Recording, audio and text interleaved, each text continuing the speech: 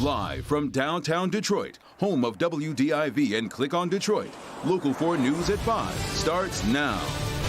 They've gone into hiding. New fallout tonight over this viral encounter in a Chipotle parking lot. And talk about a sight for sore eyes. Baseball is back at Comerica Park. Those stories coming up, but we begin with a sweltering 4th of July weekend on tap. It is 93 degrees right now in downtown Detroit, and that's led to crowds of people flocking to Belle Isle. This is brand new video just into the newsroom here. I think you can hear everyone asking, is the air conditioning running or not? And I think we've got a lot of hot days ahead of us this weekend, especially with all those barbecues to add to that heat coming up. Let's get right over to Andrew off the top here with the forecast for the 4th. Hi, Andrew. Happy Friday, both of you, and you're both exactly right. Keep those air conditioners going on full blast. We got to watch those electric bills for our wallets. So we have temperatures right now that are still soaring above 90 degrees at the 5 o'clock hour. New 5 p.m. temperature 93 over at Metro Airport. City airports at 90 degrees. Still very warm in Port Huron, although it's at 84, 89 in Mount Clemens. Currently, we're looking at temperatures also in the low 90s again across much of southeast Michigan. And it feels even hotter than that with a wind out of the northwest at around 9 miles per hour, a dew point of 66 degrees. It feels like the middle 90s out there. So make sure you take care out there in the heat, even during the evening, whether you're in your backyard or not. Drink plenty of water, wear light and loose fitting clothes, stay in or near air conditioned areas. We're looking at temperatures still staying around 90 degrees, remaining hot as we go into this evening. We are back to around 90 degrees for tomorrow as well, and that blazing sunshine. As always, also, make sure you keep kids and pets away from any empty vehicles. How high above 90 will we make it for tomorrow, the 4th of July? What about Sunday and Heat Wave 2020? Since it's beginning today, the second day in a row, we've seen 90 degrees. How long does it last? I've got the answer to all of those questions coming up in your holiday weekend forecast and, of course, your 7-day forecast. Back over to you. Okay, Andrew. We turn now to the coronavirus and today's numbers. The state is announcing 3 more people have lost their lives to COVID-19, and the number of new cases today is down to 460. That's 83 fewer cases than yesterday, but still much higher than what we saw for most of June. And we're learning new information about fears of a possible COVID-19 exposure at Inkster City Hall. On Wednesday, a city employee began experiencing symptoms of coronavirus, including coughing and chest pains. He was sent to take a COVID test the same day, and it came back negative. The employee will not be able to work for 21 days and must have another negative COVID-19 test before returning to work. City officials say the building will undergo deep cleaning over the weekend. With the arrival of July 4th weekend, Americans' plans to celebrate may be interrupted thanks to coronavirus. With cases reaching new records in states nationwide, new restrictions are going into place to help keep Americans safe. Susan McGinnis has a look at what we can all expect this holiday. As 4th of July weekend arrives, Americans eager to celebrate and socialize are finding a tale of 2 holidays. In some regions, crowds pack into venues where coronavirus restrictions are eased.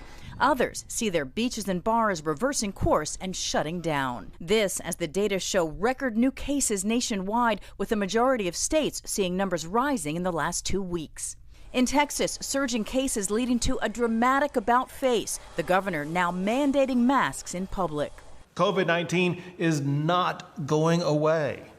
In fact, it's getting worse. In parts of California, beaches are closed. Santa Monica fining those without masks $100.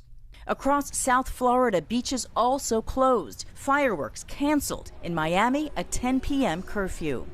Farther north, 3 Florida mayors banding together, beaches open but mandating masks. But if it got out of hand for any reason, we could shut it down very quickly.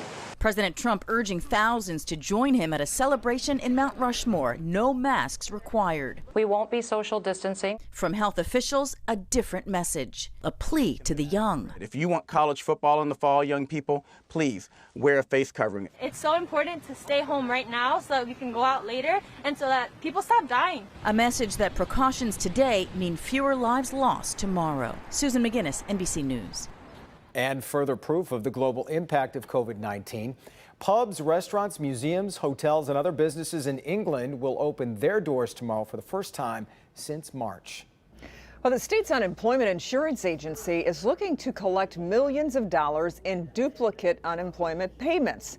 About 3,000 out-of-work residents received duplicate unemployment payments by mistake. The overpayments total $8.2 million. Officials say the overpayment includes both state and federal stimulus dollars. More than 2 million Michigan residents have applied for state and federal benefits since March 15th. He says there hasn't even been a trial yet and their lives are already ruined. That's what the attorney for this Oakland County couple is saying after video of their encounter in a Chipotle parking lot went viral in just a matter of hours. Let's bring in Rod Maloney live tonight. Rod, you've learned that everyone involved in that incident has gone into hiding. Yeah, they pretty much decided to disappear for a while, and you can't blame them when you see the global spotlight that is on this case. Now, the attorneys are the only ones talking today. They're obviously 180 degrees apart, but they can agree on one thing, that the way we as a country are treating each other has gotten out of hand. She got the gun on me, holding me with the car. It is the latest viral social media sensation, the gun-drawn altercation between Chipotle Hill and her teenage daughter and Jillian and Eric Woostenberg of Independence Township. Yeah, I said it. You say something, I'll beat your wife.